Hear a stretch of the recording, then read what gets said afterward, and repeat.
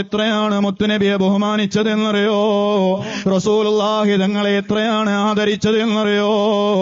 യാ മുഹമ്മദ് എന്ന് സാധാരണ ഒരു മനുഷ്യനെ വിളിക്കുന്നത് പോലെ റസൂലുള്ളാഹിന്റെ പേര് വിളിച്ചപ്പോ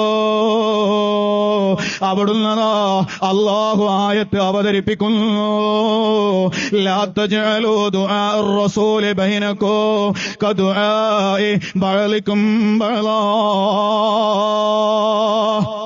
നിങ്ങൾ പരസ്പരം അങ്ങോട്ടും ഇങ്ങോട്ടും വിളിക്കുന്നത് പോലെ റസൂലുള്ളാഹിനെ വിളിക്കല്ലേ, റസൂലുള്ളാഹിന്റെ പേര് പറയല്ലേ. അതേ പേര് പറഞ്ഞ് വിളിക്കാൻ പോലോ അല്ലാഹ് അനുവാദം തന്നില്ല. മാത്രമല്ല അല്ലാഹു തആല റസൂലുള്ളാഹിന്റെ പേര് പറഞ്ഞിട്ട് ഒരു സ്ഥലത്തും വിളിച്ചിട്ടുമില്ല. ആദം നബിയെ അല്ലാഹ് വിളിച്ചു യാ ആദം, നൂഹ് നബിയെ വിളിച്ചു യാ നൂഹ്, യാ മൂസാ, യാ ഈസാ. എല്ലാ നബിമാരെയും പേരെടുത്ത് വിളിച്ചിട്ടുണ്ട്.